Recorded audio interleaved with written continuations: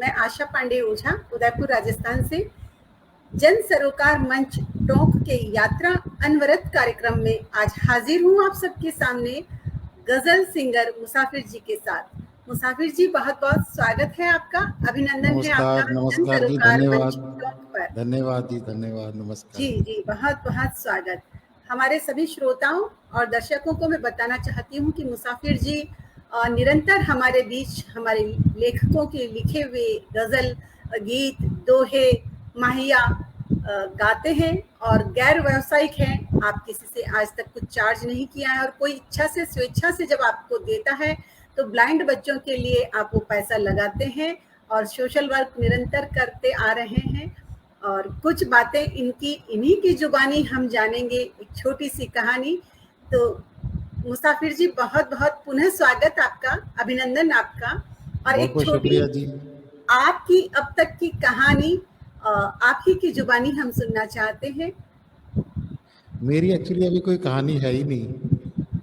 हर व्यक्ति की एक कहानी होती है। जब मैं आपके बारे में बता रही हूँ, पर आपकी जुबानी भी कि कैसे आपका इस तरह संगीत से जुड़ा हुआ, किस तरह आपने कंपोजिशन भी करना शुरू किया, गाना भी, और बिल्कुल गैर व्यावसायिक आप निरंतर गा रहे हैं सबकी। तो कितनी गजलें आप अब तक गा चुके हैं, कंपोज कर चुके हैं, किन किन की गा चुके हैं? बस कुछ साल पहले तक तो फिल्मी गीत या दूसरों की गाई हुई गजलों को मैं गाता था। फिर एक दिन वैसे सोचा कि भाई क्यों ना कुछ अपना क्रिएट किया जाए, लेकिन अपना क्रिएशन के लिए अब लिखना तो आता नहीं, तो सोचा कि जब कंपोज करके कुछ अपना नया गाया जाए। तो पोइट्री मेरे पास कोई नहीं थी, तो कई 2-4 पोइट से मैंने पोइट्रीज मांगी, तो सभी ने यही कहा कि हम तो प्रोफेशनल हैं और फ्री में हम पोइट्री नहीं देते किसी को।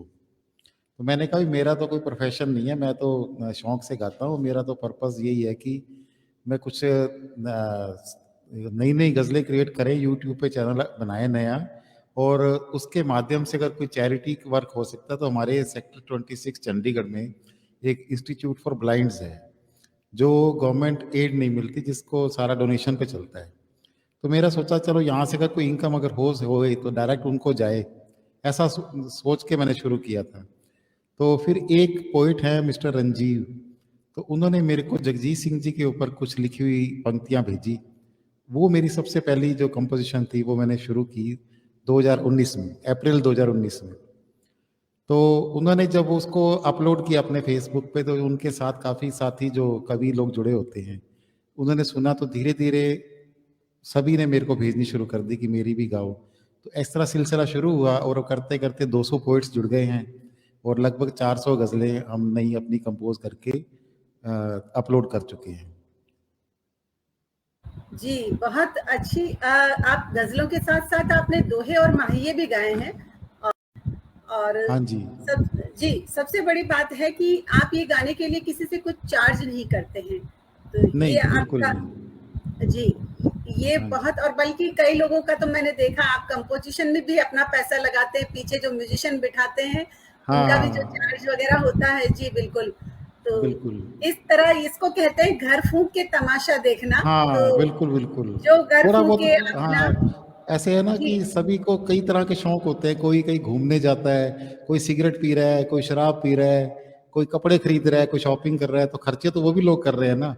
मेरे ये कोई शौक नहीं है, तो थोड़ा बहुत खर्चा अगर यहाँ हो भी जाएगा तो क्या फर्क पड़ता है, अपना शौक पूरा कर रहे हैं गाने का। जी बिल्कुल, बहुत ही सकारात्मक जगह आप अपना शौक पूरा कर रहे हैं, अपना समय भी सकारात्मक कार्यों को दे रहे हैं। उसके साथ साथ आप अगर कोई चैरिटी करता है, अगर थोड़ा सा पैसा कोई आपको इसमें चैरिटी का ऐसे होता है कि अभी तो क्या कि यूट्यूब चैनल से भी एक इनकम होती है, लेकिन वो अभी हमारी स्टेज आई नहीं, क्योंकि यूट्यूब चैनल जब आपका 4000 घंटे तक वॉच हो जाता है तब वो मोनेटाइज शुरू होता है।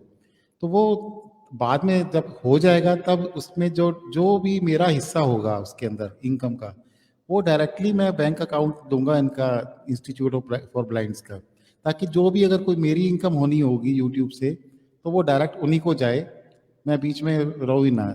सेकेंडली, इसके अंदर कुछ लोग डोनेशन देते हैं। मेरे हर गज़ल के नीचे डिस्क्रिप्शन में इनके इंस्टीट्यूट का मैंने बैंक सेविंग अकाउंट नंबर दे रखा है और उनके सेक्रेटरी का नंबर दे रखा है, टेलीफोन नंबर, कि जो लोग डोनेशन देना चाहें डायरेक्टली उनके अकाउंट में डालें। वो उनको डोनेशन स्लिप भेज देते हैं जो इनकम टैक्स के लिए रिबेट में यूज़ हो सकती है। तो इस तरीके चल रहा है। अभी तो डोनेशंस के ज़रिए ही हो रहा है, जो लोग डायरेक्टली उनको डोनेशन देते हैं। यूट्यूब के ज़रिए कोई इनकम जब भी कभी स्टार्ट होगी, तो जब भी होगी तो डायरेक्टली उन्हीं को जाएगी, ऐसा जी, है। बहुत-बहुत साधुवाद आपको इन कार्यों के लिए। आजकल ऐसे काम करने वाले बहुत कम लोग बच गए हैं, बल्कि मैंने देखा है कि लोगों ने प्रोफ़ेशन बना लिया। प्रोफ़ेशन में भी इस तरह की डिमांड और इस तरह की उनकी रेट मुँह-माँगी होती है, चाहे कवि सम्मेलन के मंच हो, चाहे गायकी के मंच हो, कहीं के भी मंच हो। तो बहुत ही कम लोग बच गए जो इसको एक प्रार्थना की तरह, एक प्रेयर की हाँ जी। तरह, एक उस तरह अपने प्रोफ़ेशन को या अपने शौक को इस तरह इस्तेमाल करते हो, ऐसे कम ही लोग बच गए हैं। इसलिए भी आपके इन सकारात्मक प्रयासों को बहुत-बहुत नमन है हमारा, बहुत-बहुत साधुवाद है आपको। क्योंकि ऐसा है ना कि ये जो मैं गाता हूँ गज़लों को या गीतों को कंपोज़ करके, इसमें मुझे अपना सुकून भी मिलता है ना? और जब अगर इसके अंदर पैसा इन्वॉल्व हो जाए ना, इनकम का आपका मकसद हो जाए, तो फिर आप अपने उस मकसद से भटक जाते हैं, फिर आप एन्जॉय नहीं करते इसको। फिर आपका कुछ और रास्ता बन जाता है। तो मैं उस रास्ते पे जाना नहीं चाहता, मैं संगीत को सिर्फ़ सुकून के लिए रखता हूँ कि मुझे अच्छा लगना चाहिए, मेरा अच्छा मेरे को एक फ़ीड मिलता है मेरी ना रूह को इससे, और बस चल रहा है इसलिए। बस आपका ऐसे ही निरंतर अनवरत चलता रहे और आपका ये शौक बना रहे। और मैंने ये देखा है कि हम जो भी नया लेखक लिख रहा है, जो अच्छा नहीं, खुद से अच्छा नहीं गाता है और अच्छा शायर है, अच्छा गज़लकार है, तो उनको जब अपनी आवाज़ देते हैं, कंपोजिशन करते हैं, तो उन्हें भी बड़ा अच्छा लगता है और वो बहुत आपसे जुड़ते हैं। तो इस तरह कई दुआएँ भी आपको मिलती हैं और कई प्रार्थनाएँ भी आपके लिए होती रहती है। नहीं नहीं, बहुत बहुत शुक्रिया सभी पोइट्स का जो उन्होंने मेरे को अपनी पोइट्रीज देते हैं, वरना अगर पोइट्रीज नहीं होगी तो हम गाएंगे क्या। ये मेरा सौभाग्य है कि इतने अच्छे अच्छे पोइट्स की पोइट्रीज मिलती है, मतलब क्या शायरी होती है। एक शेर है कि वैसे हम लोग कई बार कहते हैं ना कि मैं खुद ही कर लूँगा, जिंदगी के अंदर हमारे को एक दूसरे का साथ चाहिए आगे बढ़ना है। तो उसके ऊपर शेर है कि सहारा लेना ही पड़ता है मुझको दरिया का, हुँ, हुँ। सहारा लेना ही पड़ता है मुझको दरिया का, मैं एक कतरा हूँ तन्हा तो बह नहीं सकता। तो वाह! यानी कि हम सभी कतरे, हम सभी बूंद हैं। जब हम आपस में मिल जाते हैं तो दरिया बन जाते हैं और एक दूसरे के सहारे से आगे बढ़ते हैं। कोई बंदा यूं सोचे कि मैं अकेला आगे बढ़ लूंगा, ये पॉसिबल नहीं है। तो पर शायर इतनी गहरी बातों को किस तरह से दो लाइनों में कितने अच्छे ढंग से बोलते हैं, ये ये कमाल। इसी गहरी बात पर, इसी सकारात्मक बात पर, इसी पॉजिटिव बात पर क्यों नहीं एक गज़ल हो जाए? चलो मैं आपको आज ही क्या नाम है, एक कंपोजिशन मेरे को मिली है बहुत ही अच्छी, जो मैं क्योंकि शुरुआत है तो एक प्रार्थना भी है ये ईश्वर की, उसी से जी, थोड़ी पंक्तियां सुनाता हूँ। बिल्कुल, बिल्कुल, स्वागत है सर आपका। तेरे मंदिर का हूँ दीपक जल रहा, तेरे मंदिर का हूँ दीपक जल रहा, आग जीवन में मैं भर कर चल रहा, जल रहा, तेरे मंदिर का हूँ दीपक जल रहा।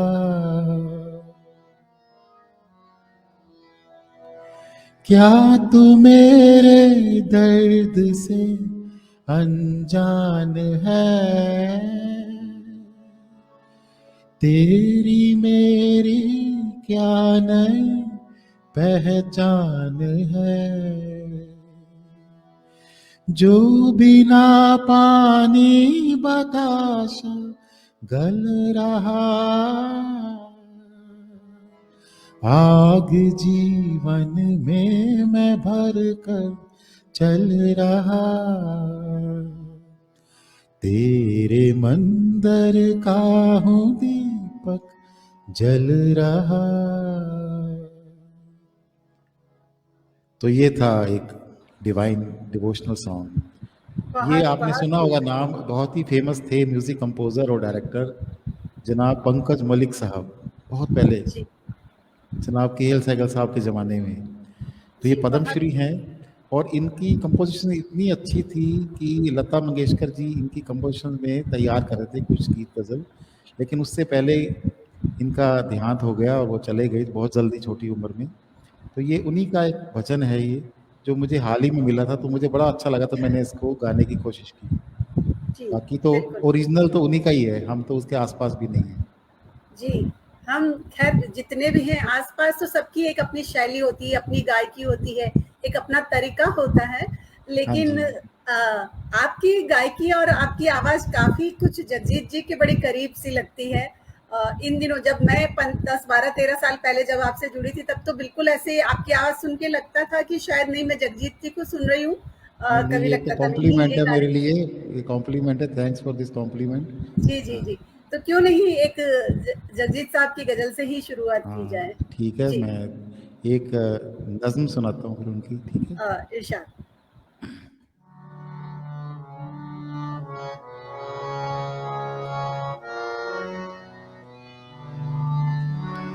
जिनको दुनिया की निगाहों से बचाए रखा, जिनको एक उम्र कलेजे से लगाए रखा, दीन जिनको जिन्हें ईमान बनाए रखा, तेरे खुशबू में बसे खत मैं जलाता कैसे। तूने दुनिया की निगाहों से जो बच कर लिखे, साल हा साल मेरे नाम बराबर लिखे, कभी दिन में तो कभी रात को उठ कर लिखे, तेरे खुशबू में बसे खत मैं जलाता कैसे। प्यार में डूबे हुए खत मैं जलाता कैसे, तेरे हाथों के लिखे खत मैं जलाता कैसे, तेरे खत आज मैं गंगा में बहाया हूँ, आग बहते हुए पानी में लगाया हूँ। शुक्रिया, बहुत बहुत शुक्रिया। बहुत सुंदर, बहुत सुंदर। ये वो नज्म है जिसको निरंतर सुनते रहें, सुनते जाएं। जगजीत साहब की 2-3 नज्म तो बहुत ही कमाल है। वैसे मैं यहाँ कहूँगा कि ये नज्म जगजीत जी की नहीं है, ये नज्म जनाब राजेंद्र नाथ रहबर जी, साहब की है, क्योंकि रहबर जो भी साहब की गीत है। गजल, जो जी, भी गीत गजल नज्म कुछ भी होता है ना, वो शायर का है, राइटर का है। जी, जी, जो बिल्कुल, सिंगर है ना, बिल्कुल। सिंगर एक रहबर साहब मैसेंजर का होता लिखा है। हुआ है। हाँ, सिंगर एक जी, मैसेंजर होता है जो जी। राइटर की फीलिंग्स को गा कर आगे कन्वे करता है। ये बहुत बड़ी बात कही है आपने। जबकि ये हो जाता है कि राइटर तो कहीं विलुप्त हो जाता है, सिर्फ गाने वाले हाँ, का चेहरा, उसकी आवाज वही फजाओं वही में रहती है। तैरती है, वही हाँ आंखों में बस जाती है और वही हाँ अंतर तक उतरती है। बहुत बड़ी बात कही है आपने। शायर और गजलकार के लिए ये उनको क्रेडिट नहीं दिया जाता है, वैसे जो क्रेडिट हाँ, आप नहीं, देते हैं। लेकिन उनके जी बिना कुछ भी संभव ही नहीं था, कुछ भी। जी बिल्कुल। और ये जब नज्म मैंने राजेंद्र नाथ रहबर जी के मुंह से कार्यक्रम में उनके साथ बैठ के सुनी, और मेरी फरमाइश हाँ पे उन्होंने 2 बार सुनाई, ये तो बड़ा अच्छा हाँ लगा कि जब आप इतनी अच्छी नज्म लिखने वाले नज्मकार, गजलकार और लेखक के साथ आप बैठ के उनसे सुनते हैं। लेकिन नहीं, वो चीज जो एक आप लोगों की आवाज होती है, बड़ी रेशमी, बड़ी खनक भरी आवाज, वो हम बेशक हम लेखकों के पास नहीं होती है। लेकिन हाँ, ख्याल और विचार तो उन्हीं के होते हाँ, हैं, ये सबके पास सच। कुछ ना कुछ होता है, जब सब मिल जाते हैं तभी तो एक चीज, तभी तो मैंने कहा था मैं एक वही कतरा जो हूँ, बात तन्हा आपने तो बैनी। कही थी, तो यहाँ वो वो बात शेर आ गया आपने ना। जो कही शुरू में हाँ, कि कतरे कतरा जो ये मिलता है वही समंदर बनता वही, है। हम सब एक जी, दूसरे का साथ लेके आगे बढ़ते हैं, अकेले में कोई बिल्कुल, कुछ भी बिल्कुल। नहीं है। बहुत ही खूबसूरती से लिखी हुई और बहुत ही बेहद और गहरे एहसासात की लिखी हुई ये नज़्म है उनकी, सचमुच कमाल है। बिल्कुल। तो और एकदम राजेंद्र नाथ रहबर साहब जगजीत सिंह जी के बड़े करीब थे। जब उनकी जी, बात चली पड़ी है तो उन्होंने ना एक गज़ल लिखी थी जिसके अंदर उन्होंने एक शेर जगजीत जी के ऊपर लिखा था, वो मैं सुनाता हूँ हाँ, अभी, बेशक। है ना? जी, क्योंकि जब उनको स्वागत है। याद कर रहे हैं तो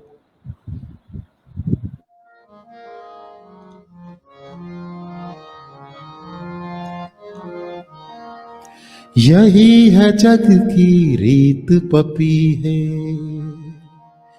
यही है जग की रीत पपी है, कौन किसी का मीत पपी है, कौन किसी का मीत पपी है। अब जो शेर है वो जगजीत जी के ऊपर है। दुनिया में बस दो ही गायक, दुनिया में बस दो ही गायक, दुनिया में बस दो ही गायक, एक तो एक जगजीत पपी है, एक तो एक जगजीत पपी है, यही है जग की रीत पपी है। ये वाह! था। वाह! वाह! बहुत बहुत सुंदर। हमारे साथ सुभाष आर राउतरी जी जुड़े हुए हैं, मीनू जी जुड़ी हुई हैं, मीनू त्रिपाठी जी, और हमारे साथ ज्योति कुंजी उदयपुर से जुड़े हुए हैं, हमारे बहुत वरिष्ठ साहित्यकार हैं, जाने-माने लेखक हैं, और कह रहे सभी बहुत को अच्छा मेरा लगा। बहुत बहुत धन्यवाद, क्योंकि मैं तो किसी के यहाँ पे नाम डिस्प्ले ठाकुर नहीं हो रहे। भक्सा भी, ठाकुर अच्छा। भगवत सिंह जी भक्सा भी जुड़े हुए हैं, वो एक फरमाइश भी कर रहे हैं, हुई महंगी बहुत ही शराब थोड़ी थोड़ी पिया करो, तो कुछ नहीं, उनकी फरमाइश से भी थोड़ा सा सुना दिया जाए। नहीं, मैं मतलब कि अगर ये सच में मैंने कभी गाई नहीं है, तो जी, अगर कोई मैं फरमाइश अगर मैं निभा पाऊंगा तो ज़रूर पूरी करने की कोशिश करूंगा, क्योंकि अ, ये ऐसी गज़ल मैंने कभी गाई नहीं। जी, थोड़ी थोड़ी पिया करूं। जी, जी, जी। अगर अगर उनको कहो कि इसी से मिलती जुलती अगर शराब के ऊपर ही जो मेरी खुद की कंपोजिशन है, चिराग शर्मा पोइट हैं जो जी, मेरे बहुत ही अच्छे दोस्त हैं, उनकी एक अ, गजल है, अगर इजाजत हो तो दो लाइनें अगर उसकी जी, जी, सुनाऊं जी, तो मैं। बिल्कुल, बिल्कुल, स्वागत है, हालांकि स्वागत थोड़ी है। थोड़ी पिया करो बड़ी फेमस गजल है, क्योंकि कभी गाई नहीं तो मुझे लिरिक्स याद नहीं है जी, उसके। मेरे भी बहुत तो सारे दोस्तों की कंपोजिशन आपने की है, सोनिया अक्स जी की, रमेश कपूर जी की, और अफ़सोस की हाँ बात जी, है कि रमेश कपूर जी हमारे रमेश बीच में कपूर जी नहीं चले रहे। गए। जी, हाँ जी, बहुत हाँ जी। बहुत अच्छे इंसान, बहुत नेक इंसान, और बड़े दुःख की बात है कि एकदम से हम लोगों के बीच से उठ के चले गए, लेकिन उनकी लिखी हुई गज़लें जो आपने कंपोज़ की और गाई हुई, वो आज भी फ़ज़ाओं में तैरती है, और हमारे पास उनके साक्ष्य के तौर पे है, उनके हस्ताक्षर के तौर पे हमारे साथ है। वो बिल्कुल अनिल जी भी, अनिल सूद जितने भी दोस्त साथ जुड़े हैं सबको मेरा धन्यवाद, क्योंकि मैं नहीं देख पा रहा कोई भी नाम, तो मुझे पता जी, नहीं है, जैसे अभी आपने बताया। तो जो हाँ जी। साथी भी जुड़े हैं उन सबका बहुत बहुत जो शुक्रिया कि उन्होंने वक्त निकाला। बिल्कुल जी, तो अपनी मैं कंपोज़िशन सुनाइए आप। चिराग शर्मा जी की सुनाता हूँ, है वो ये भी शराब के ऊपर ही, लेकिन कुछ और स्वागत तरह है। से है। जी, स्वागत है।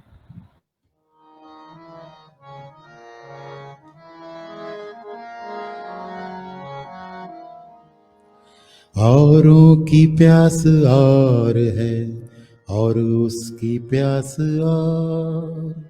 औरों की प्यास और है और उसकी प्यास और, कहता है हर गिलास पे बस एक गिलास औरों की बात और है और उसकी बात और, कहता है हर गिलास पे बस एक गिलास और, पहले ही कम हंसी कहाँ था तुम्हारा गम, पहले ही कम हंसी कहाँ था तुम्हारा गम, और और प्यास में पहना दिया है उसको गजल का लिबास, और कहता है हर गिलास पे बस एक गिलास और, एक गिलास और, एक गिलास और। वाह, क्या ही औरों रूहानी की प्यास आवाज। और है, उसकी प्यास और, कहता हर गिलास पर एक गिलास जी, और। चिराग शर्मा जी की है। चिराग शर्मा जी छोटे से है, ये 22-23 साल उम्र है और इतना जी जी जी, ऐसी पोइट्री बिल्कुल। है। पोइट्री को देखो तो आपको लगेगा कि बहुत ही कोई मंजा हुआ जैसे होता है ना, छोटा सा आज बच्चा है। इसी बात पे एक बात ध्यान आती है, आजकल नई पीढ़ी हाँ, बहुत लेखन में बहुत बहुत पीढ़ी उतरी है। और बहुत कमाल लिख रही है, बहुत उम्दा लिख रही है। मैंने तो बहुत उनको कहा, चिराग को, मैं कहा आपके अंदर जो आत्मा है ना किसी बहुत बड़े पोइट की है, आप दिखने में छोटे से हो लेकिन आप जो बात करते हो बहुत बड़ी करते हो। जी, निश्चित रूप से आत्मा हाँ फिर से जन्म जब लेती है, हम मानते हैं कि हाँ। जन्म होते हैं, तो निश्चित रूप से किसी पोएट की आत्मा, किसी शायर की आत्मा, किसी गजलकार या लेखक की आत्मा ऐसी ही आत्मा हाँ ढूंढती होगी, जहां वो जाके अपनी जो उम्मीदें, जो अपनी लेखनी जो बाकी रह गई है, अपनी कुछ हाँ इच्छाएं, जी, हाँ जी। उनको पूरी करते होंगे, निश्चित रूप से करते होंगे। हम जब जन्म जन्म जन्मांतरों की बात करते हैं, जन्म जन्मांतरों को हम मानते भी हैं, तो ये निश्चित रूप से ये होता होगा, मैं मानती हूँ। वरना ये आजकल 20, 22, 23 साल के बच्चे इतना कमाल लिखने लगे, इतना अद्भुत, हाँ, नई, बिल्कुल नई सोच और एकदम नए ख्याल और ताजगी नहीं के साथ ख्याल, लिख रहे बिल्कुल हैं। बिल्कुल, जी, बड़ा कमाल बिल्कुल। करते हैं। अगर रमेश कपूर जी की कोई गजल आपको याद आती हो तो जरूर सुनना उनकी चाहेंगी बिल्कुल, उनको। उनकी मैं एक गज़ल थी, अगर मेरे पूरा ध्यान होता ना तो मैं बिल्कुल याद भी करके आता। जी और मैंने गाई भी, इनकी 3-4 गज़ल्स गाई थी। मैं जी सोच जी इसी अभी अभी सोच लूँगा थोड़ी देर में, जी है जी, ना? बिल्कुल सोच तो मैं लीजिएगा। ज़रूर। हाँ, तो और अभी मैं एक हमारे साथ दिनेश रघुवंशी जी भी जुड़े हुए हैं, एक बेहतरीन कवि हैं, शायद जी, आप जानते होंगे उनको, मैं फरीदाबाद बिल्कुल से हैं। बिल्कुल बिल्कुल जानती हूँ, बिल्कुल जुड़ी दिनेश हुई हूँ उनसे। रघुवंशी जी बहुत ही जी शानदार इंसान, भी बहुत अच्छे हैं। तो जी, वो, उन्होंने एक गीत लिखा था, दिन तो ऐसे निकल गए, हाँ, बचपन में गुल्लक से जैसे पैसे निकल गए, पैसे निकल गए। जी, है ना? बिल्कुल स्वागत है तो दिनेश जी वो की। उन्होंने दिनेश, मुझे दिया था तो उसको कंपोज किया था, इसकी कुछ पंक्तियां सुनाता हूँ इसकी। जी जी, स्वागत है दिनेश। उदयपुर भी आ चुके हैं दिनेश रघुवंशी जी। हाँ, पूरा वर्ल्ड घूमते हैं वो तो जी जी जी, बिल्कुल स्वागत है, बहुत बहुत स्वागत है। दिन तो ऐसे निकल गए, दिन तो ऐसे निकल गए, बचपन में गुल्लक से जैसे पैसे निकल गए, दिन तो ऐसे निकल गए, दिन तो ऐसे निकल गए, कोई बीता कल लौटाए, बदले में सब कुछ ले जाए, नहीं है संभव ऐसा होना, नहीं है संभव ऐसा होना, बचपन छूट गया है सलोना, जीवन की माला के मन के एक सिरे से निकल गए, बचपन में गुल्लक से जैसे पैसे, हाँ पैसे निकल गए, दिन तो ऐसे निकल गए, दिन तो ऐसे निकल गए, दिन तो ऐसे निकल गए। वाह, दिन तो बहुत बहुत ऐसे शुक्रिया। निकल गए, बचपन में जैसे गुल्लक से पैसे निकल गए। कितनी प्यारी सोच, और कहाँ तक जाती है, देखिए आप, विचार हाँ, कहाँ तक पहुंच जाते हैं, शायर कहाँ तक सोचता है, और बिल्कुल किस तरह एक नाजुक से ख्याल को हमारे बीच में लेके आ जाता है। तो बहुत बिल्कुल। ही, दिनेश रघुवंशी जी की बहुत सुंदर गजल है। कुछ कुछ एक मित्रों की और गजल आप जरूर, मैं सुनना चाहूंगी। हाँ नहीं, मैं ज़रूर सुनाऊंगा, बल्कि हमारे एक साथी हैं नीज़ब रहमत जी, उनकी एक जी, गज़ल का शेर है।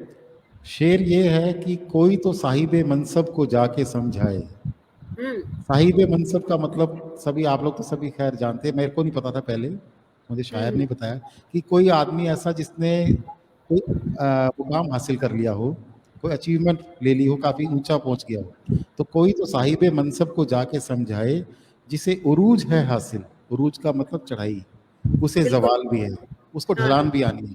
तो यानी कि कुछ भी परमानेंट नहीं है। जब अगर लाइफ में हमारे को कोई भी चीज मिलती है या ओहदा मिलता है या किसी भी मुकाम पे पहुंचते हैं, तो वहां जाके अगर इंसान अपने आप को खुदा समझ ले या हवा में उड़ने लग जाए, तो फिर वो उसका पतन ही है। क्योंकि अल्टीमेटली तो जितने लोग भी ऊपर चढ़े हैं सभी की ढलान आती है। तो ये दिमाग में रहना चाहिए, आप किसी मुकाम पे पहुंच गए तो आना तो आपको नीचे ही है, तो वहां पे जो आपका जो ये है ना दिमाग, वो जमीन पे ही रहना चाहिए। ये इस बिल्कुल, ये सच बात है। सूरज जब सुबह आता है तो बड़ा बचपन की तरह बड़े कोमल सा होता है, लेकिन जब जवानी की ओर यानी ऊपर चढ़ता है दिन में तो बड़ा तेजी से चमकता है, खूब गरूर आता है, सबको तड़पाता हाँ है, जलाता है। लेकिन शाम को वही सूरज ढल जाता है। तो वही हमारी जिंदगी का भी कुछ वही नजरिया है, कुछ वही अंदाज है हर आदमी का कि जो ऊपर चढ़ा है निश्चित रूप से वो ढलेगा, नीचे भी उतरेगा। और शायर तो इतने कमाल के शायरी कर देते हैं। हमारे साथ एक विनीत आशना साहब भी जुड़े हुए हैं, जी। बहुत ही बेहतरीन शायर हैं। उनकी एक गज़ल, मैं वैसे उसका 2-3 शेर सुनाता हूँ। क्या लिखते हैं, कहते हैं, तुझसी बातें तेरे हम शक्ल नहीं कर सकते, हम्म। तुझसी बातें तेरे हम शक्ल नहीं कर सकते, फूल भी इतनी तेरी नकल नहीं कर सकते। वाह। तो शेर ये है, एक ले दे के हमें इश्क ही तो आता है, वाह। एक ले दे के हमें इश्क ही तो आता है, और कुछ काम तो हम कम अकल कर नहीं सकते। क्या बात है, है ना? क्या बात तो है, ये बहुत। कम अकल वालों को ही काम है, ठीक है। और एक लिखते हैं कि शायरी ख्वाब है बस इसके सिवा और कुछ नहीं, हम्म। शायरी ख्वाब है बस इसके सिवा कुछ नहीं, हम वो कहते हैं जो दरअसल नहीं कर सकते। जी बिल्कुल। तो अ, नई पीढ़ी के तो इस, बहुत शायर को गाया आपने। सोनिया जी भी है उसमें, हाँ जी, सुजीत हाँ कुमार जी जी। भी है, सुजीत कुमार जी भी, बहुत सुजीत सारे, कुमार जी बहुत। का मैंने कबीरा गाया था, तो मैं उसको सुनाता हूँ, कबीरा। जी जी, स्वागत है।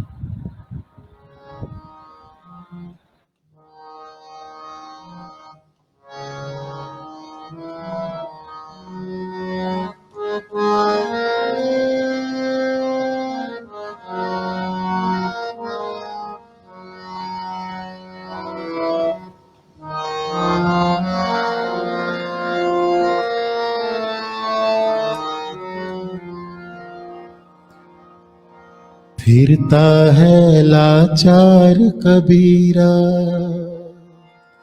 फिरता है लाचार कबीरा।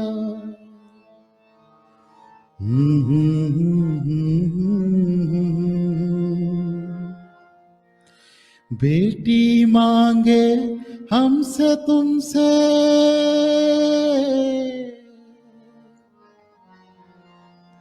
बेटी मांगे हमसे तुमसे, बेटी मांगे हमसे तुमसे, जीने का अधिकार कबीरा, जीने का अधिकार कबीरा। फिरता है लाचार कबीरा, ढहते पर्वत नदियां मैली,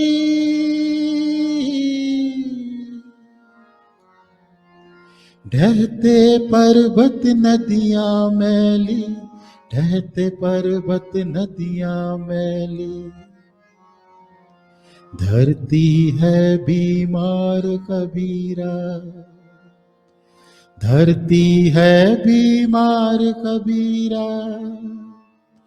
फिरता है लाचार कबीरा, घर बाहर बाजार कबीरा। फिरता है लाचार कबीरा।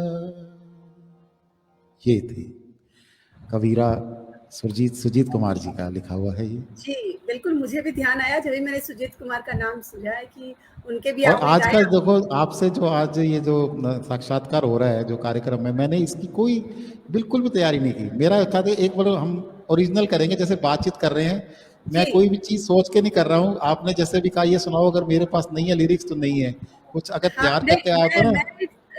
जी सर, मैं बिल्कुल सारे साक्षात्कार इसी तरह कर रही हूँ, एकदम लाइव और बिल्कुल नेचुरल, हाँ, बिल्कुल कुछ भी मतलब सोचा नहीं होता कि तैयारी मैंने कर। क्या सुनाना है, मेरे को नहीं पता था। जो भी सुना रहा हूँ ये इंस्टेंट हो रहा है अपने आप ही। जी बिल्कुल, ये होना भी यही चाहिए, अनौपचारिक होना चाहिए, औपचारिकता में जैसे वो अभी आपने कहा वो भाई साहब थे जिन्होंने कहा कि थोड़ी थोड़ी पिया करो सुना दो, तो वो तो मेरे को नहीं आती थी, कोई लिरिक्स याद नहीं है उसके, लेकिन उससे मिलती जुलती थी तो एकदम से वो सुना दी। तो ऐसे जी, बात से बात जुड़ती है, कोई गजल याद आ जाएगी तो वो साथ सुनाते रहेंगे साथ जी, में। जी, बहुत बिल्कुल। गजलें हैं, बहुत हमने शायरियाँ हैं। बहुत सारे एल्बम भी बनाए हैं, बहुत सारे लोगों के। तो अब तक कितने एल्बम हो चुके हैं? ये एल्बम नहीं, सिंगल गजल वीडियोस ही होती हैं, एल्बम का तो अब जमाना नहीं है, बल्कि अब तो सिर्फ गजल्स बनाते हैं। हाँ, ये जरूर है कि 400 गजल हम बना चुके हैं, 400 गजलें, और लगभग 200 से ज़्यादा पोइट्स हैं जिनकी गजलें हैं। तो ये अभी सिलसिला जारी है, चलता रहेगा। मेरे पास जो पोइट्स की बुक्स आती रहती हैं, वो बुक्स मैं पढ़ता रहता हूँ, उनमें से कोई गजल की धुन बना पाता हूँ तो बना देते हैं। और तो इस तरह जिनको चलता सबसे रहता है। पहले कंपोज किया शायद उनमें से मैं हूँ। हाँ जी, आप और वो अब याद भी नहीं क्या किया था कंपोज जी, क्योंकि जी, आपने दोबारा सुना नहीं, हमने दोबारा गाया भी नहीं कहीं, लेकिन स्टार्ट आपसे हुआ था। क्योंकि जी, जी, मेरी इस जर्नी की शुरुआत, वैसे ये भी इम्पोर्टेंट बात है कि इस जी, ये जो यात्रा शुरू हुई सेल्फ कंपोज गजल्स की, उसकी शुरुआत आपसे हुई थी। जो पहली जो लिरिक्स मेरे को मिले थे वो आप ही के थे, तो याद है ओके। ना, जयपुर में हमने बिल्कुल शुरू याद है किया सर। था। जी, फिर जी, धीरे बिल्कुल धीरे याद उसमें और इम्प्रूवमेंट करते गए। वो याद है मुझे, ए खुदा इतना भी है। कमाल ना कर। कमाल जी, ना कर, जिंदगी में आगे क्या था, मौत सा हाल ना कर। मौसाल। ये आप ही सुना दो ना अपनी जी, जी। ये नहीं, पंक्ति। नहीं, मैं अपनी किसी और रोज़ पर, हाँ, मुझे ये ध्यान आया कि जब कंपोज़िशन का मुझे ये ध्यान आता है कि सबसे पहले शायद आपने मेरी ही कंपोज़िशन हाँ की बिल्कुल होगी। सही है, बिल्कुल। जी, और वो और शुरुआत थी एकदम से। उसके बाद आप कह रहे हैं अब 400 कंपोज़िशन हो चुकी हाँ, है अभी। उसके बाद क्या हुआ कि ये जर्नी करते करते मेरा ये सौभाग्य है कि मैं चलो गाता था, लेकिन देखो जो सिंगर होता है ना, उसको दो तरह के सिंगर होते हैं, एक तो सुरीला होता है, एक बेसुरा होता है। तो एक बेसुरा सिंगर वो होता है जो सुर में तो नहीं गा रहा, लेकिन उसको पता नहीं लगता कि मैं बेसुरा हूं। अब इतने सालों में अब हमें इतना पता लगने लग गया कि जब हम बेसुरे होते हैं तो हमें पता लग जाता है कि हम बेसुरे हो रहे हैं बेसुरे आज भी हम। सुर में आने के लिए तो सदियां लग जाती हैं, साधना करनी पड़ती है बहुत ज्यादा।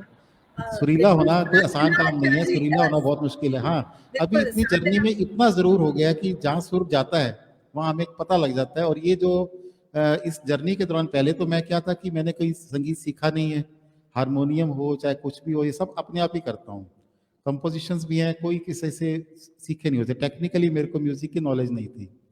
तो इस तरह करते करते चलते गए तो एक दिन अचानक मुझे फ़ोन आता है जनाब श्री मोहिंदर जीत सिंह जी वासिर साहब का। ये एक काफ़ी लेजेंडरी म्यूज़िक डायरेक्टर हैं बॉम्बे में, और काफ़ी उस्ताद गज़ल गायक इनके शागिर्द रह चुके हैं। तो इनसे मेरी बात हुई तो ये मेरे उस्ताद बन गए। अब मैं इनसे ट्रेनिंग ले रहा हूँ, डेली ऑनलाइन मेरी कोचिंग होती है 1 घंटा। तो मुझे वो ट्रेन कर रहे हैं क्लासिकल म्यूज़िक में, और जो संगीत की बारीकियाँ हैं अब मुझे पता लग रही हैं धीरे धीरे, जो मैं इतना गाने के बाद अब जाके, बल्कि मैं यूँ समझो कि अब मैं नर्सरी क्लास में आया हूँ संगीत की शिक्षा में। नर्सरी से मैंने शुरुआत की है। जी, ये अगर हम लोग ये मानते रहें कि ये हमारी शुरुआत है या नर्सरी है या हमने पढ़ाई शुरू की है या हमें बहुत सीखना बाकी है, तो वाक़ई हम सीखते हैं, फिर बहुत गहराई से सीखते हैं और बहुत दूर तक जाते हैं। इसी सोच के लोग बहुत दूर तक जाते हैं। और जो ये सोच लेता है कि नहीं मुझे तो सब कुछ आता है, मैं अब इस उम्र में किसी से क्यों सीखूँ, मैंने तो 400 गज़ल कंपोज़ कर ली है या मैंने ये कर लिया है, मैंने इतने लोगों की वो बना दिए हैं, वीडियो बना दिया, ऑडियो बना दिया। अगर ऐसी सोच जब दिमाग में आ जाती है तो आदमी का विकास वहीं रुक जाता है, उसकी गति वहीं रुक जाती है। हाँ, ये बिल्कुल तो सही है। आगे बढ़ते रहने के लिए ये जानते रहना, अपने आप को ये समझाते रहना या अपने मन को ये समझाना कि नहीं हम अभी भी छात्र ही हैं और अभी हमें बहुत सीखना बाकी है और दुनिया में बहुत कुछ है सीखने के लिए। हम चाहे किसी भी फील्ड में जाएं, किसी भी क्षेत्र में हम आगे बढ़े, सीखने का कोई अंत ही नहीं है। ये बिल्कुल यात्रा अंत ही अनंत नहीं है। है। अभी अभी ये तक जो यात्रा संगीत, अनंत है हाँ, जी। और ये हमारे आनंद जी कार्यक्रम का अब, जो नाम है कार्यक्रम का, वही नाम भी यात्रा अनवरत है कि ये यात्रा रुकने हाँ, वाली नहीं है, ये ये रुकने यात्रा वाली नहीं है। अनवरत है। हाँ, अभी जी, तक एक्चुअली जितना भी गाया था तो एक शौक के तौर पे गाया था। अब सीख के गाने का तो अभी दौर शुरू ही नहीं हुआ, अभी तो सीखना स्टार्ट किया, सीखने के बाद कुछ गाएंगे तो देखते हैं तब क्या होगा। तो क्योंकि अब पता लग रहा है कि वाकई म्यूजिक इतना गहरा है, इसके अंदर इतनी शक्ति है। आप बताऊं कि जब हम लोग गाते हैं तो उस वक्त जब रिकॉर्ड करते हैं तो पंखा एसी जो है ना वो बंद होता है, क्योंकि उसकी आवाज़ उसमें आ जाती है माइक में। तो कई बार 2-2 3-3 घंटे तक हम म्यूजिक में लेते हैं, तो इतना पसीना आ रहा होता है, लेकिन हमें वो गर्मी परेशान नहीं करती, क्योंकि हम खोए हुए हैं म्यूजिक में। लेकिन जैसे ही म्यूजिक खत्म होता है तो एकदम से हम कहते हैं मर गए, तो चलाओ पंखा, चलाओ एसी, चलाओ, गर्मी लग रही है, क्योंकि हम म्यूजिक से बाहर आ गए। तो इस म्यूजिक में इतनी ताकत है कि जब हम इसमें खो जाते हैं, फिर ना ठंड है, ना गर्मी है, ना भूख है, ना प्यास है। तो ये जी चीज जो है ना, जब आप जी, क्रिया एक समाधि है। जैसे ही क्रिया कुछ खत्म होती है, आदमी समाधि से बाहर आता है। जब समाधि से बाहर होके वो चेतन होता है, तब उसे कमियों का एहसास होता है। जब तक हाँ आदमी समाधिरत होता है, उसे किसी कमी का एहसास नहीं होता है। इसलिए कभी-कभी हाँ, समाधि में भी जाना ज़रूरी होता है जीवन में। बिल्कुल बिल्कुल सही है, जी, बिल्कुल। तो आपने पंजाबी जो फ़ोक माहिए जिनको टप्पे कहा हाँ जाता हाँ है, जी, हाँ जी। जी, टप्पे भी आपने कुछ लिखे, कुछ हाँ, कंपोज़ ये किए हमारे हैं? कई टप्पे मिलते हैं मेरे को, माहिए और जी, कुछ बोलियां और माहिए मैं पंजाबी का सुनाता हूँ आपको। जी, स्वागत है। बोली अलग होती है और टप्पा अलग होता है। बोलियां जैसे मैं आपको पता लग जाएगा, अभी स्टार्ट बोली से करूंगा, फिर उसमें एकदम से हम शिफ्ट कर जाएंगे टप्पे में, माहिए में, इस तरह से। स्वागत है।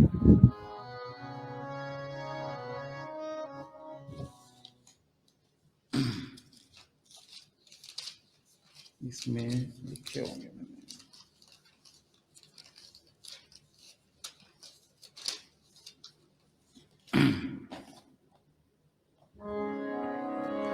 तारे तेरी मेरी जोड़ी नू चोरी चोरी पे वेखण सारे वे। समझ में आई? कहते तारे तारे तेरी मेरी जोड़ी नू चोरी चोरी पे वेखन सारे। तो ये जी, तारे से उन्होंने जोड़ा इस तरह से, तारे, कभी लोई, कभी छलियां, कभी इस टाइप की बोल, एक एक वर्ड बोला जाता है शुरू में, फिर उसके बाद बोली स्टार्ट होती है, वैसे ही चलेगी, एंड उसी के ऊपर होएगा, ठीक है। बिल्कुल बड़ी ही मीठी बोली पंजाबी। जी, तारे तेरी मेरी जोड़ी नू चोरी चोरी पे वेखण सारे वे।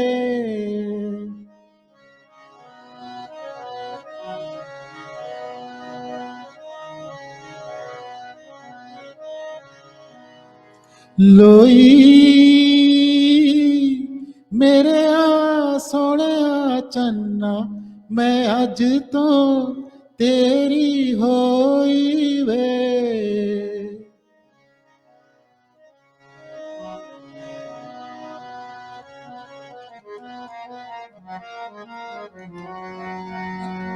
मोरा दिया पखियां ने, मोरा दिया पखियां ने यादां तेरियां वे असी सांभ के रखियां ने। यादां तेरियां वे असी सांभ के रखियां ने। वाह! तेरी मुंदरी निशानी है, तेरी मुंदरी निशानी है, एनू किवें भुल जावां साडी अजब कहानी है।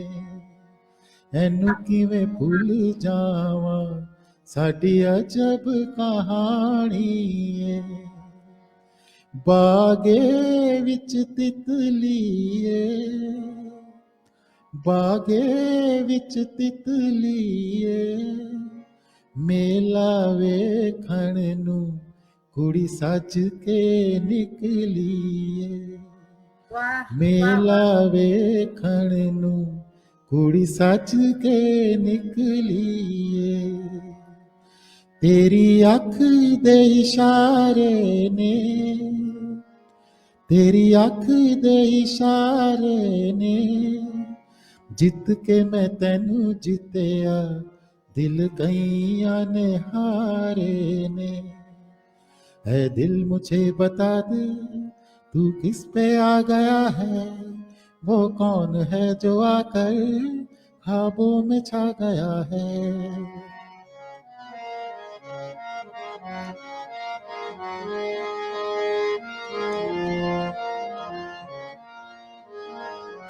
ओ जिंद मई पे चले ओ जिंद मई ले चले पटियाले उथों लियावी ओए ओ उथों लियावी रेशमी नाले अते चिट्टे नी ओए ओ अते चिट्टे ते अते काले एक पल पई जाना ओ एक पल बई जाना तेरे कोल ओ तेरे मिठड़े नी ओए ओ तेरे मिठड़े नी लगते बो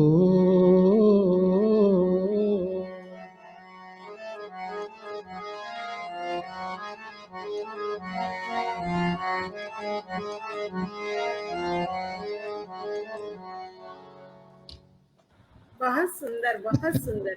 देखिए ये होता है मतलब क्षेत्रीय भाषा का प्रभाव ये होता है, कितना सुंदर, कितना सरल, ऐसे जैसे पानी का झरना बह रहा हो ना, उस तरह एक ठंडक, एक ताजगी देता है।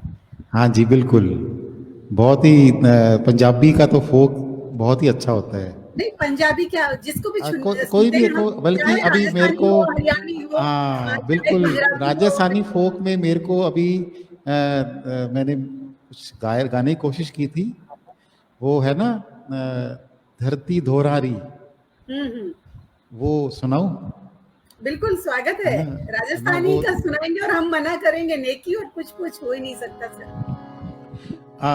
वो आपको याद है ना धरती धोरारी की लाइनें हाँ, पूरी याद है ना आपको? थोड़ी वो है थोड़ी। ना, देव रमन ने आवे, वो क्या थी लाइन, इन क्या पर थी? देव रमन ने आवे, इन रोजस नर किस पर, नारी गावे धर। किस पर? ई पर, ई पर, इन पर देव रमन ने आवे, इन पर, इन पर, इन इन इन न बोलते हैं न को। इन पर देव रमन ने आवे, इन आगे, रोजस नर नारी गावे, हाँ, इन रोजस नर नारी गावे धरती धरती धोरारी। धोरारी, धरती धोरारी, धरती धोरारी, इन पर देव रमन ने आवे, हीरो जस नर नारी गावे,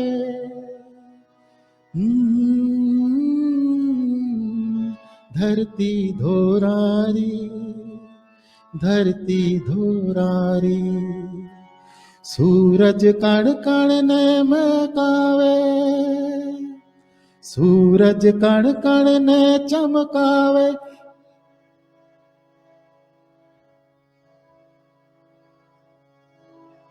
चंदा का था ना, आगे बताओ ना, सूरज कण कण ने चमकावे। सर मुझे भी इतना ही आता है। अच्छा, बड़ा बहुत बहुत प्यारा है, बहुत प्यारा, ये गाकर बहुत मजा आता है, मैं भूल गया। सूरज कण कण ने चमकावे, और इन पर देव रमन ने आवे, इन रोजस नर नारी गावे चंदा धरती। इमरत रस बरसावे, इन पर देव रमन ने आवे। नहीं नहीं, वो तो पहले में था। हम्म। सूरज कण कण ने चमकावे, चंदो इमरत रस बरसावे, तारा निछरावल काल्यावे, धरती धोरारी, वाह, बहुत सुंदर। धरती धोरारी, हो धरती धोरारी, बहुत शानदार। क्योंकि निश्चित रूप मैं से यूज टू नहीं हूँ ना इस लैंग्वेज। हाँ मैं वही कह रही हूँ, क्षेत्र बोलियां जो भी है हमारी, माड़ बोली हाँ जिसको कहा जाता है, उसका प्रभाव अलग ही होता है। उसकी ताजगी अलग ही होती है, उसकी खूबसूरती अलग ही होती है, और उसकी नजाकत और नफासत भी बिल्कुल अलग होती है। बिल्कुल बिल्कुल, नहीं मैं एक माफी चाहूंगा, जुड़ाव। मैं लिरिक्स भूल गया, अगली बार कभी मौका मिलेगा तो फिर याद करके आऊंगा। मैं बिल्कुल, आप कुछ राजस्थानी फोक याद कीजिए, एक दिन राजस्थानी का करते हैं पूरा। हाँ जरूर जरूर करेंगे, बल्कि जरूर क्षेत्रीय करेंगे। भाषाओं का, केवल अकेले राजस्थानी नहीं, कुछ क्षेत्रीय भाषाओं का, जिसमें पंजाबी, हरियाणवी अलग ही हाँ करते हरियाणवी भी हो, हैं। हाँ हाँ, जी जी बिल्कुल। तो बिल्कुल जरूर जी। करेंगे सर। आजकल आप साइकिल को बड़ा प्रमोट कर रहे हैं, मैं अरसे से देख हाँ रही हूँ। साइकिल का क्या है, आजकल नहीं, मैं पिछले 10 साल से चला रहा हूँ। जी जी बिल्कुल, पर इन मेरी दिनों जो तो आप जो पोस्ट, जो इन दिनों आप रूटीन है अपनी मेरा पोस्ट भी साइकिल जो है ना, निरंतर डालते हैं। जी जैसे जी जी। साइकिल मेरा एक एडिक्शन भी कह लो, कि जो अकेले काम करता हूँ, अगर मुझे अकेले कहीं जाना है तो मैं साइकिल पे ही जाता हूँ। हाँ अगर मौसम खराब हो या जल्दी हो तो मैं गाड़ी का इस्तेमाल कर लेता हूँ, अदरवाइज तो कहीं भी ऑफिस जाना है, कहीं भी जाना है, साइकिल पे जाओ।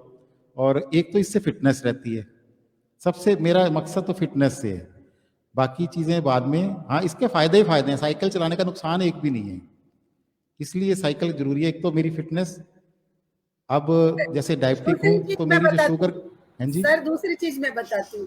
आपने अभी तक पेट्रोल को कोसा नहीं है, फेसबुक पे सब कोसते हैं, आपने नहीं कोसा क्योंकि आप नहीं, साइकिल से मैं चलते ऐसे ऐसा इसलिए नहीं, बस हालांकि उसका दर्द हमें भी है, लेकिन ये पता लग गया कि अब कोसने से कुछ बनेगा कुछ नहीं, जो हो रहा है अब एक्सेप्ट कर लो उसको चुपचाप हंस नहीं, कर। तो नहीं, उसका कारण है ना कि आप साइकिल पे चले जाते नहीं हैं। नहीं, फर्क एक मेरे साइकिल चलाने से बात नहीं ना बनेगी। नहीं नहीं, क्योंकि फर्क तो जब पड़ता है डीजल ना सर। डीजल पेट्रोल जब महंगा होता है तो उसकी असर सारी कीमतों पर पड़ता है ना, धीरे धीरे नहीं, तो बिल्कुल पड़ता महंगाई है, बढ़ती है। लेकिन आपकी पॉजिटिविटी जो है, हाँ, अब सकारात्मकता मुझे वो उस मुझे चीज से मुझे है। पर्सनली फर्क नहीं पड़ता उससे कि चाहे कितने जी। रुपए लीटर क्यों ना हो, क्योंकि मेरी साइकिल है और उसमें हवा ही हाँ, भरनी है, पेट्रोल नहीं भरना, और हवा भी महीने में एक बार भरनी होती है। लेकिन ये है कि वही डेली ना। मैं 10 से 15 किलोमीटर साइकिल चला देता हूँ, और सबको हम्म, मैं मोटिवेट भी यही करता हूँ कि साइकिलों पर आओ, देखो इसके फायदे हैं, ना केवल फिटनेस, ना केवल पेट्रोल डीजल की बचत, बल्कि आजकल पार्किंग की कितनी समस्या है, कहाँ जाए कहीं जाओ गाड़ी खड़ी करनी कितनी मुश्किल है, इसको कहीं भी पार्क कर दो, खड़ी कर दो साइकिल को। हाँ, लेकिन इसके साथ एक चेन वाला लॉक होना चाहिए, क्योंकि साइकिलें भी चोरी हो जाती हैं, आप किसी खंबे के साथ बांध दो इसको, है ना। अच्छा, रास्ते में ट्रैफिक कितना जाम हो, आपको कोई दिक्कत नहीं, कहीं से निकाल के ले जाओ, ट्रैफिक जाम की प्रॉब्लम नहीं, पार्किंग की प्रॉब्लम नहीं। अच्छा, आपका चालान भी नहीं कटेगा कभी, कभी कोई आपने रेड लाइट भी क्रॉस कर दी ना, तो वो आपका चालान क्या कटेगा, साइकिल का क्या कटेगा, है ना। तो इसलिए आपको फायदे ही फायदे हैं। तो मैं सभी को यही कहता हूँ कि चलो रोज ना सही, लेकिन अपने जिंदगी का इसका हिस्सा बनाओ, हर घर में साइकिलें होनी चाहिए। और कोशिश यही है कि बंदा जब अकेला कहीं जाए तो साइकिल पे ही जाए, ज़्यादा अगर तो 4-5 किलोमीटर तक जाना है तो साइकिल का इस्तेमाल करें, तो अपना ही फायदा है, और इससे पॉल्यूशन का तो रह ही है साथ में। तो कई इसके फायदे हैं, तो मैं 10 साल से चला रहा हूँ और आगे भी चलाता रहूंगा जब तक शरीर साथ देगा। तो जी बिल्कुल। नहीं, आपका शरीर तब भी इसीलिए साथ जरूर देगा क्योंकि आप साइकिल चला रहे हैं। हाँ जी, कहीं देखिए, आप एक बहुत बड़ी गंभीर बीमारी से भी उभरे हैं, तो उसके हाँ जी, बाद में शायद कहीं दूसरा आदमी होता तो शायद ये हिम्मत भी नहीं करे, लेकिन कहीं आपको ठीक होने में उसने भी, इस साइकिल ने भी योगदान दिया है। हाँ बिल्कुल। इसका फर्क पड़ता है, जो हम एक्सरसाइज, फिजिकल एक्सरसाइज करते हैं, जब हमें कोई तकलीफ आती है शरीर पे, तो जो हमारा इलाज होता है, इलाज बड़े आजकल पेनफुल होते हैं, तो उस इलाज को झेलना, बड़ी गरम गरम बड़ी बड़ी स्ट्रांग दवाइयों को झेलना, तो वो ये जो हमारी कसरत होती है ना, इससे हमारे शरीर में रेजिस्टेंस बढ़ती है। अब कहते हैं ना, ये जो कोरोना है, आखिर है क्या ये, हमारी रेजिस्टेंस ही बॉडी की बढ़ानी है ना, इम्यूनिटी पावर, उसी के लिए इंजेक्शन वैक्सीनेशन हुई है, इम्यूनिटी बढ़े। तो इम्यूनिटी बढ़ाने के लिए आपका जो डाइट प्लस एक्सरसाइज, अगर ये प्रॉपर है ना, तो फिर हम कितनी बीमारियों से लड़ सकते हैं आराम से। बाकी जी, तो होना है, संयमित जीवन होना बहुत जरूरी है, चाहे क्योंकि वैक्सीनेशन अकेला एक उपाय नहीं है, वैक्सीनेशन लगवाने के बाद लापरवाह मत हो जाएं, वैक्सीनेशन के बिल्कुल। बाद भी आप अपने आप को स्ट्रांग रखें, एक्सरसाइज करें, डाइट अच्छी लें, घर के बाहर का फूड मत कभी खाएं। ये एक जी जिंदगी के नियम, क्योंकि जब आप दुकान पे खाना खाओगे ना, वो पैसा कमा रहा है, आपका हाइजीनिक फूड नहीं दे रहा, उसका मकसद इनकम है, आपकी हेल्थ नहीं है। घर में आप खाओगे तो हेल्दी फूड होगा। तो ये ध्यान रखें, जो स्टेटस बना रखा है ना, आज हम बाहर खाएंगे, इससे बाहर आए, क्योंकि जो बाहर आप खा के आ रहे हैं, पैसे देकर जहर अपने अंदर लेके आ रहे हैं डाल के। बिल्कुल सच कह रहे हैं आप, बिल्कुल सही बात कह रहे हैं। ये एक फैशन हो चुका है बाहर खाना, और एक कहीं ना कहीं स्टेटस सिंबल भी बना लिया है लोगों ने। हाँ जी, बाहर खा के और उसकी चर्चा करके और बड़ा उसकी फोटो डाल के बड़ा मतलब एक गरूर सा महसूस करते हैं कि ओहो, हम उस फला रेस्तरा में खा के आए, चाहे उसको वो खाने के नाम पे कुछ भी मतलब बासी या कुछ भी स्वाद, बिना स्वाद कुछ का भी दे खाना दें, ही आपको डाल। क्या पता वो उसने कैसे बनाया, प्रिपरेशन कैसे कैसे करी है। बनाया, क्या प्रोसीजर है, कब का है, कुछ नहीं पता होता है, लेकिन हम बड़े बस उसी में आपने एक कभी स्टेटस। सब्जी या फ्रूट की दुकान, रेडियो पर एक चीज देखी होगी कि एक तरफ तो बड़ा फ्रेश फ्रूट या सब्जियां होती हैं, एक तरफ थोड़ी सी गली हुई सी वो खराब वाली होती है हालात में ना, दो तरह की ढेरियां होती हैं, वो सस्ती होती है, वो महंगी होती है थोड़ी सी। तो एक बार मैंने किसी रेडी वाले से पूछा कि ये कौन खरीदता है, जो ऊपर से गली हुई नजर आ रही है, तो कहते हैं जो पीजी वाले होते हैं ना, जो पेइंग गेस्ट वाले, ये वो खरीदते हैं। तो उन्होंने तो, जिनको रोटी खिलानी है वो कुछ भी खिला दो उनको, तो वो सस्ती वाली चीजें होटलों में, ढाबों में और इस तरह से लोग बेच देते हैं। जनरली सभी तो नहीं करते होंगे ऐसा, लेकिन काफी लोग ऐसा करते हैं। तो हमें अब किसके ऊपर भरोसा करें, तो बेहतर यही कि घर से बाहर खाओ ही मत, क्योंकि रिस्क है बहुत। बिल्कुल। बिल्कुल सही कहा सर, और अगली कंपोजिशन का इंतजार कर रहे हैं कि चलो मैं आपको फिर एक लज्जते गम बढ़ा दीजिए, आप जी फिर मुस्कुरा दीजिए। जी इसके स्वागत शेर अच्छे हैं। जी। ये किसका है? ये मेरी नहीं है, ये मैंने अनूप जलोटा साहब की सुनी थी। अच्छा लिखी अच्छा किसकी हुई है मुझे राइटर का नाम नहीं पता, लेकिन जलोटा साहब ने गाई हुई है, तो मुझे बड़ी अच्छा पसंद है ये, तो मैं आपको जी, पेश करता हूँ। स्वागत है सर। लज्जते गम बढ़ा दीजिए, आप फिर मुस्कुरा दीजिए। लज्जते गम बढ़ा दीजिए।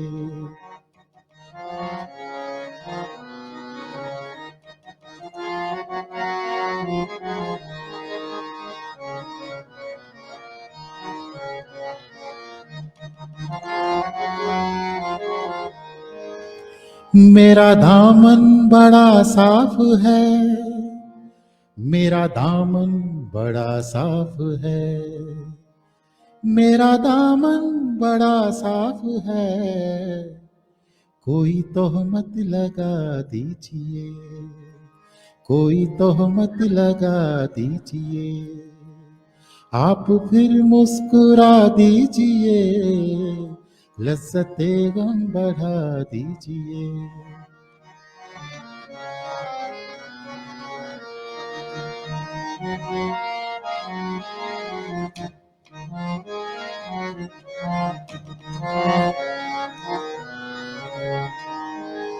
एक समंदर ने आवाज दी, एक समंदर ने आवाज दी, एक समंदर ने आवाज दी, मुझको पानी पिला दीजिए, मुझको पानी पिला दीजिए, आप फिर मुस्कुरा दीजिए।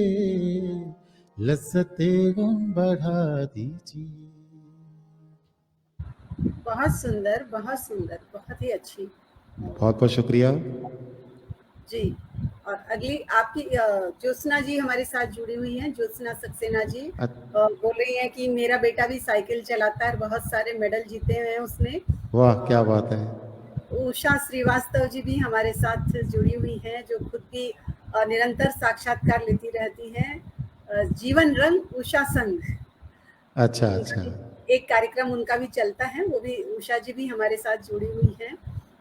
अभिनंदन कर रही हैं और स्वागत कर रही हैं आपका, कह रही हैं बड़ा सभी अच्छा को लगा। मेरा बहुत बहुत धन्यवाद देना कि उन्होंने वक्त निकाला।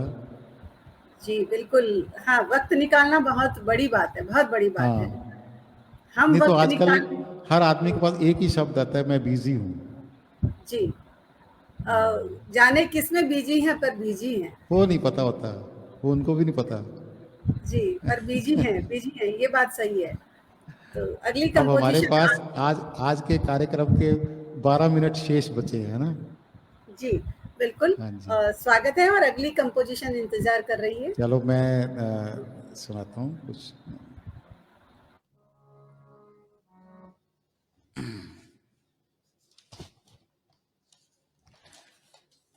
हमारे इस कोरोना पीरियड में रमेश कपूर साहब भी हमारा साथ छोड़ गए, और डॉक्टर कुंवर बेचैन साहब भी कोरोना जी से ही हमें साथ छोड़ के चले गए। उनका एक बिल्कुल। गीत है बदरी बाबुल के अंगना जइयो, उसको मैंने हम्म। कंपोज किया था, तो उसकी कुछ स्वागत, पंक्तियां सुनाता हूँ। जी स्वागत है सर। बदरी बाबुल के अंगना जइयो, बदरी बाबुल के अंगना जइयो, जइयो बरसियो कहियो, जइयो बरसियो कहियो, कहियो के हम हैं तोरी बिटिया की अखियां, बदरी बाबुल के अंगना जइयो। आ अब के बरस राखी भेज न पाई हो, सुनी रहेगी मोरे वीर की कलाई। पुरवा भैया के अंगना जइयो, पुरवा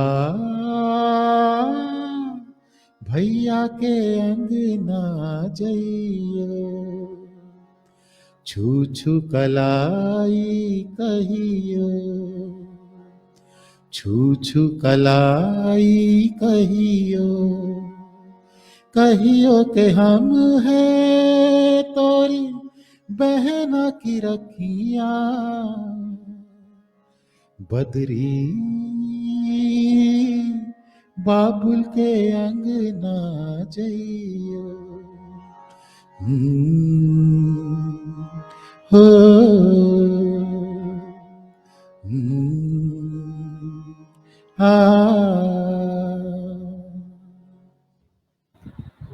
बेटियों पे गाया जाने वाला खूब गाया गया, खूब लिखा गया बेटियों पे, लेकिन जब भी कोई गीत सुनते हैं बेटियों पर कितना मन आर्द्र हो जाता है, कितने भावुक हो जाते हैं, कितने अंतर की गहराई में उतर जाते हैं ये शब्द। चाहे ये शब्द हजारों बार सुने हो, चाहे लाखों बार सुने हो, लेकिन मन बड़ा आर्द्र हो जाता है ये बेटियों के बारे में सुन के। जाने एक ये बेटी शब्द ही जाने बहुत पवित्र और बहुत मासूम सा है। हाँ बिल्कुल, आपने बिल्कुल सही कहा। ये वर्ड ही ऐसा, एक बेटी और एक माँ, दो। माँ पर भी बहुत कुछ लिखा गया है और बेटियों पर भी, और कितनी बारी पढ़ लो इसको कभी भी आपको ऐसा नहीं लगेगा, हमेशा हर बार बहुत ही अच्छा लगता है। इन दिनों आपने देखा जब से महिलाएं लेखक बनी हैं या लेखन की क्षेत्र में महिलाएं बहुत उतरी है, तब से आपने देखा होगा पिता पे खूब लिखा जाने लगा है। हाँ बिल्कुल बिल्कुल, पिता पे भी लिखा जा रहा है। हाँ, पहले जब पुरुष लेखन में ज्यादा थे या वही लिखते थे तो माँ पे और बेटियों पे अधिक लिखा गया था। जब से बेटियां लेखन में उतरी है, जब से महिलाएं लेखन में उतरी है, आपने ये चीज नोट की होगी। हाँ बिल्कुल करी है, बिल्कुल की है। पिता पे बहुत लिखा गया और बहुत लिखा जा रहा है पिता पे इन दिनों। बिल्कुल बिल्कुल। जैसे अभी हमने दिनेश रघुवंशी जी का गीत गाया था, दिन तो ऐसे निकल गए, कुछ इसी तरह से रियलिटी से जुड़ा हुआ डॉक्टर कविता किरण जी हैं, उनका भी एक कलाम मेरे को गीत मिला, तो मैं उसकी कुछ पंक्तियां सुनाता हूँ। बेहद ये भी जिंदगी से जुड़ा हुआ है। जी स्वागत है।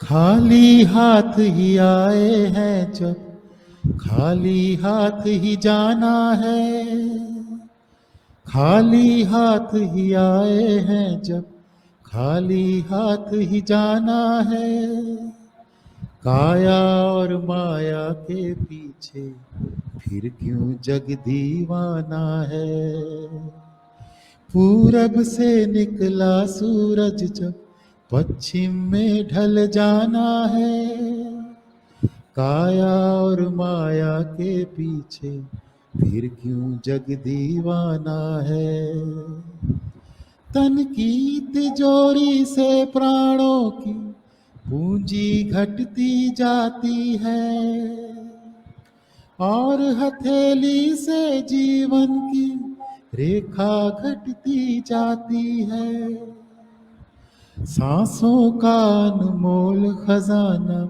पल भर में लुट जाना है, सांसों का अनमोल खजाना पल भर में लुट जाना है, काया और माया के पीछे फिर क्यों जग दीवाना है। तो ये थी कुछ पंक्तियां डॉक्टर कविता किरण जी की। जी, बहुत ही अच्छी पेशगी आपकी, बहुत अच्छी कंपोजिशन आपकी, और आपकी कंपोजिशन वैसे ही सचमुच बहुत उम्दा होती है, बहुत कमाल होती है।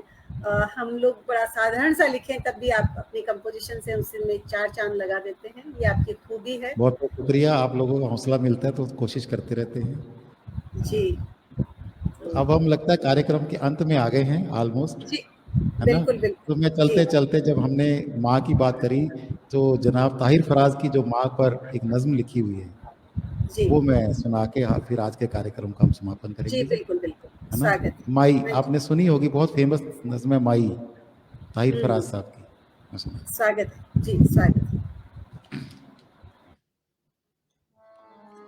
अंबर की ये ऊंचाई, सागर की ये गहराई, अंबर की ये ऊंचाई, सागर की ये गहराई, तेरे मन में है समाई। माई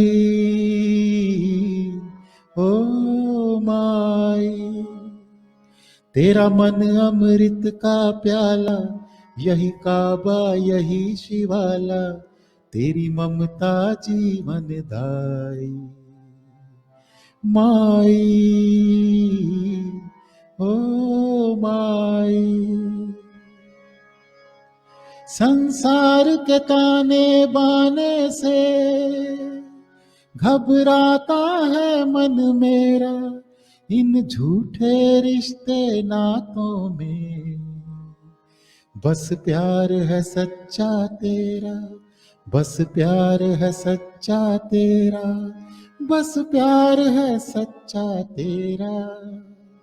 सब दुख सुख में ढल जाए, तेरी बाहें जो मिल जाए मुझे खुदाई। माई ओ माई, जाड़े की ठंडी रातों में जब देर से मैं घर आऊं, हल्की सी दस्तक पर अपनी तुझे जागता हुआ मैं पाऊं, तुझे जागता हुआ मैं पाऊं, तुझे जागता हुआ मैं पाऊं। सर्दी से ठिठुरती जाए, ठंडा बिस्तर अपनाए, सर्दी से ठिठुरती जाए, ठंडा बिस्तर अपनाए, मुझे देके गरम रजाई हो माई।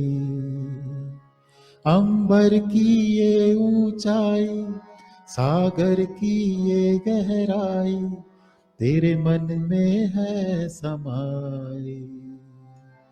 माई ओ माई। बहुत बहुत शुक्रिया। माँ और पिता, उनका कभी भी उनके किए गए हमारे प्रति कार्यों का आभार व्यक्त नहीं किया जा सकता। उनके नहीं लिए किया जो जा शब्द नहीं बने हैं, शब्द निःशब्द नहीं होती बने। है। बिल्कुल जैसे ईश्वर के लिए उसको अभिव्यक्त करने के लिए कोई शब्द नहीं होते हैं, बस महसूस किया जा सकता है।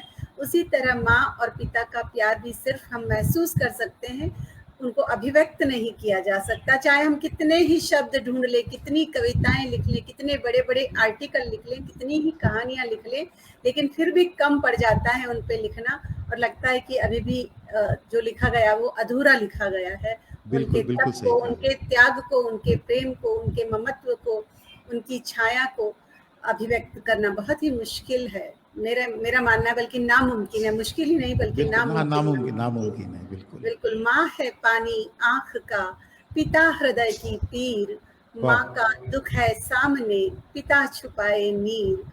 बहुत माँ बढ़िया। को धरती जो कहूँ, माँ को धरती जो कहूँ, बाबा है बरसात, दोनों के तप त्याग से अच्छे हैं हालात, दोनों के तप त्याग से अच्छे हैं हालात।